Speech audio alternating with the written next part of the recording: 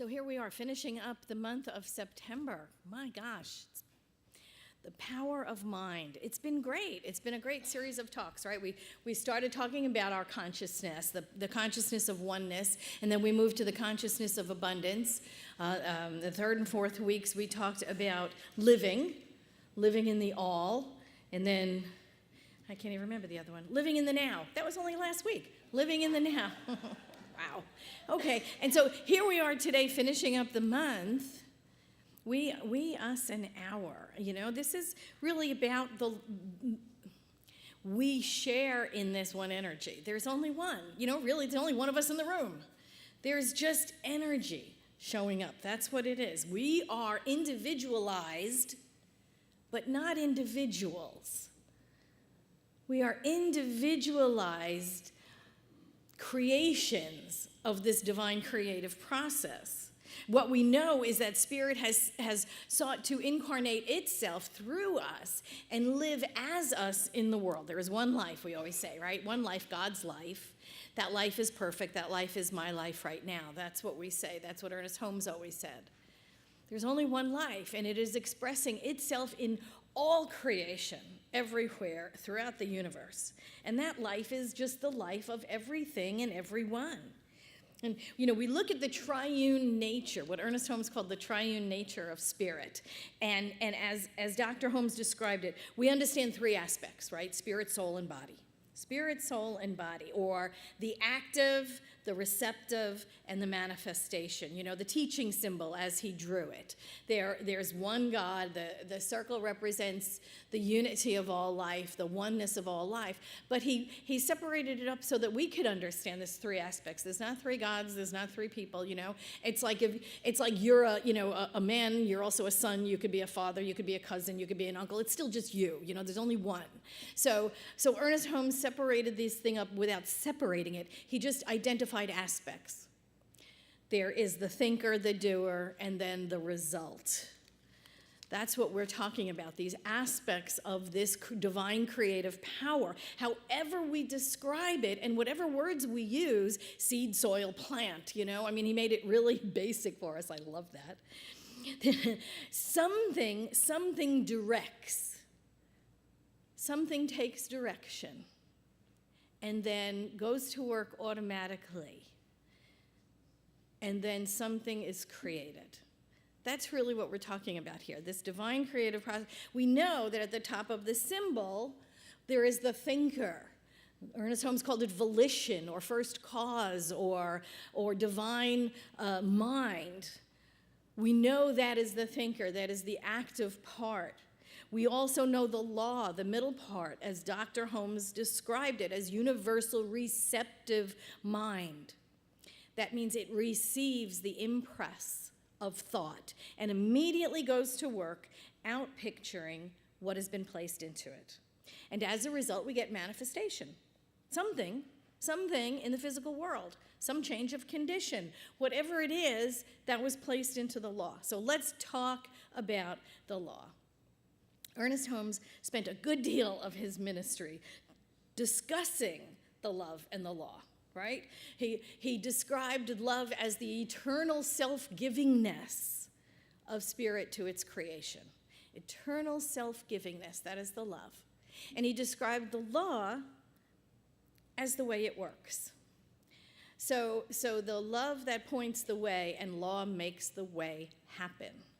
And he also said this about the law. He said it is infallible and it is impersonal. He said the law is no respecter of persons, which is really kind of the good news. I mean, it has no regard for who I am. It has no regard for who you are. It favors no one. It does not think. It judges no one. There are no privileged characters in the law, but there are no despised characters either. Blessing and the curse kind of thing, right? It is not a conscious doer. It is just a doer. That is what the law does. It is just the law working itself out.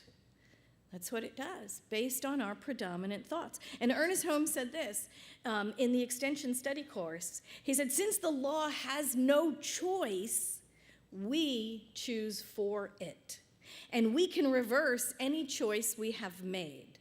We should commune daily with Spirit to acquire a greater consciousness. Daily speak our word and give our treatment or pray affirmatively from the highest level of spiritual communion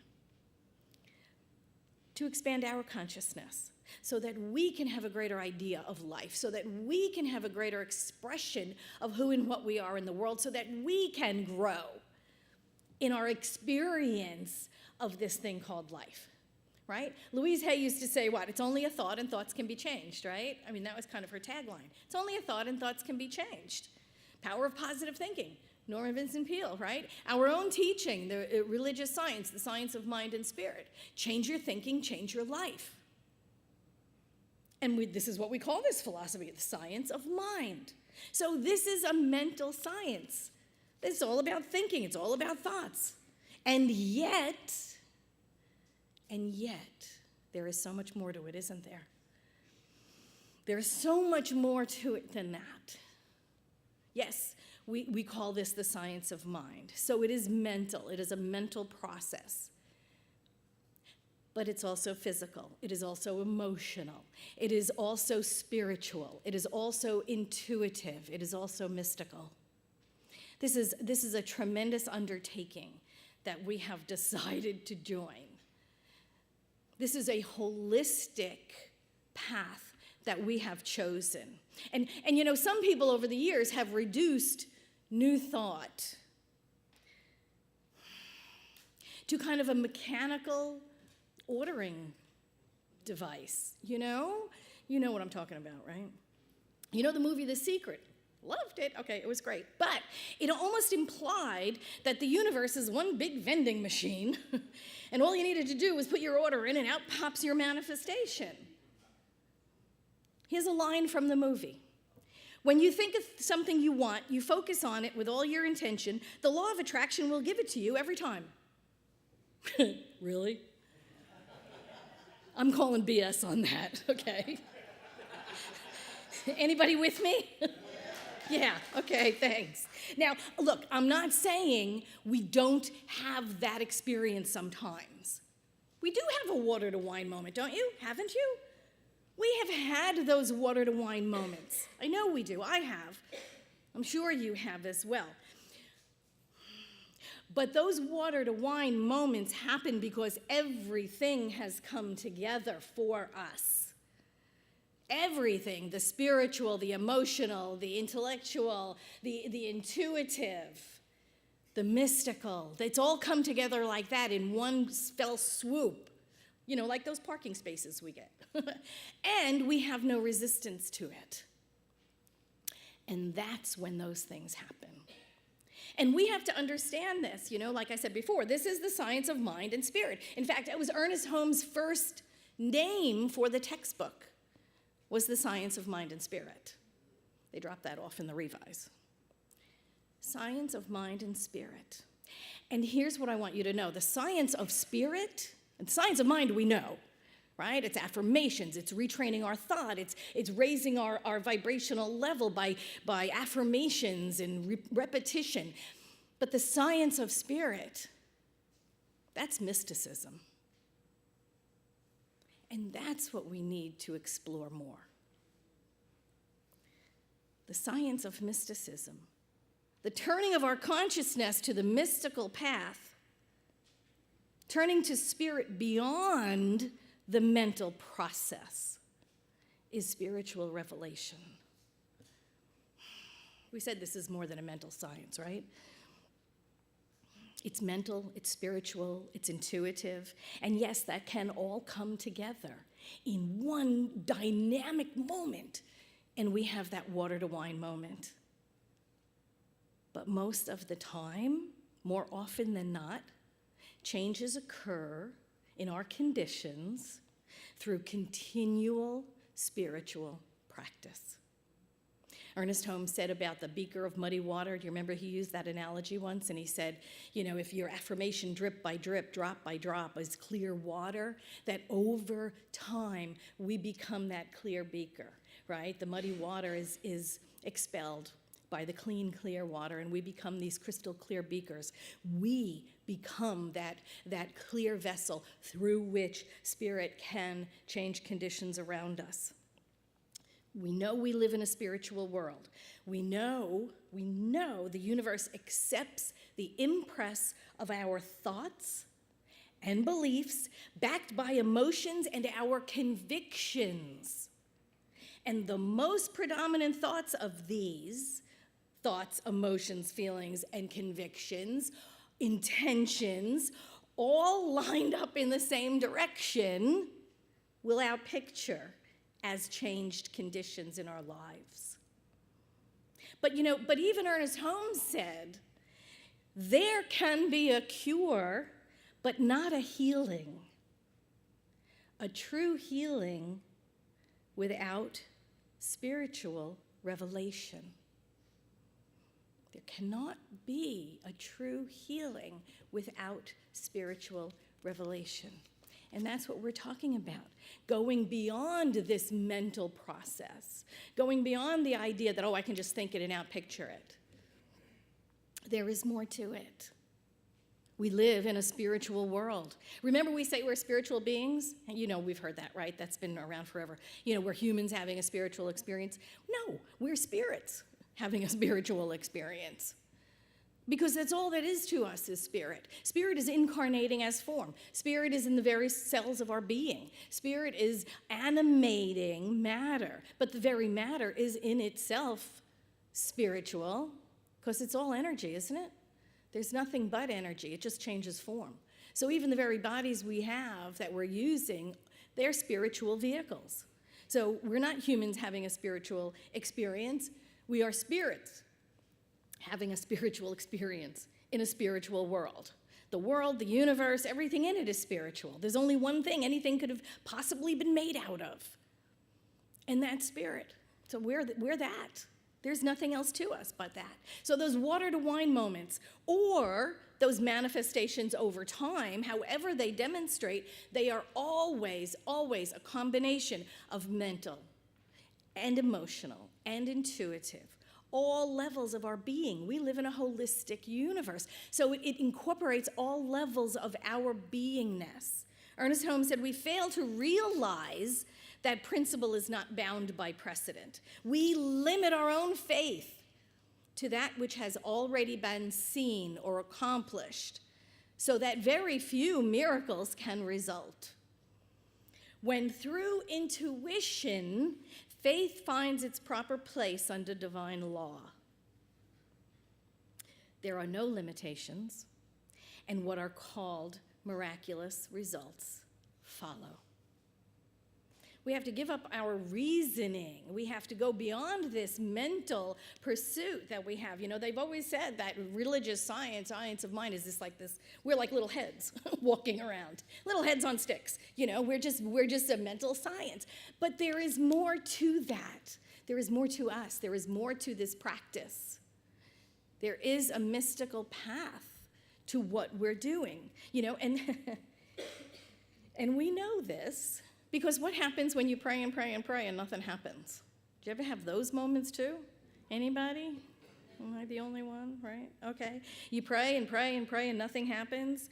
Or here's another one. I love this one. You pray this and pray this and pray this, and then that happens. And you're like, what the hell is that? It's like, wait a minute.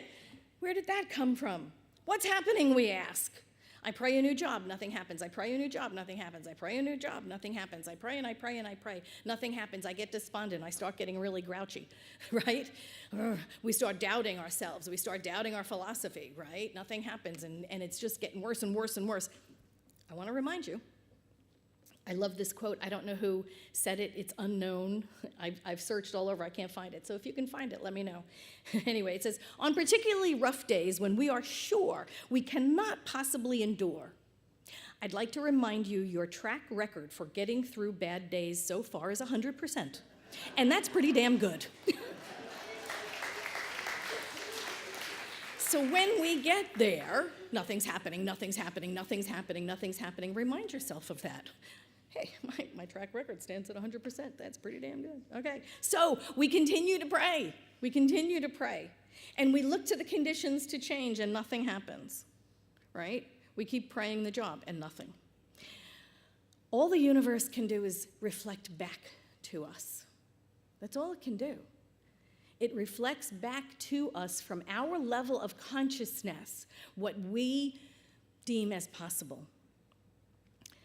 It can only reflect back to us. So what's going on? The law is working perfectly. The law is working perfectly. Infallible, impersonal, remember? It is working perfectly. It is we that must return to our practice. When nothing's happening, nothing's happening, nothing's happening, we have a blockage. There's no blockages in God. There's no condemnation in God. You can't have this. It is we who have to return to our spiritual practice, right? The fault, dear Brutus, is not in the stars, but in ourselves. It is faulty thinking in ourselves. We have to go back to our own inner work. What is keeping me from my highest and best? What is my highest and best? What do I think is in my best interest? All of these are really, really good questions. We might want to start there. Get some clarity about what is keeping us from our good. We're the ones that built the walls to begin with. We might want to know what they are so that we can dismantle them. So all of those are good questions, and yet, I think there's a bigger question. I think there's a bigger question that sometimes we forget. And I think that bigger question is, who's doing the asking? Who's doing the asking? Is it my human self? Is it my ego? Is it my higher self? Is it the observer in my life? Who's doing the asking? I have to know who's doing the asking when I want to know where's my new job. It matters. It matters. If it's the voice of our ego, it wants us to look good, right? I want that new job because it's going to make me look good. Or our ego wants to keep us safe. Ego wants to know we're going to be okay. Our ego wants to keep us small sometimes. Keep us small because we'll be safe there. Okay? If your soul is asking the question, guess what? Your soul wants experience. It craves experience. Does not care what the experience is. Good, bad, indifferent, has no decision regarding good stuff, bad stuff, in-between stuff. It is craving experience. We have come here, we have incarnated in physical form to experience what? To experience life, all of it, everything that life has to offer.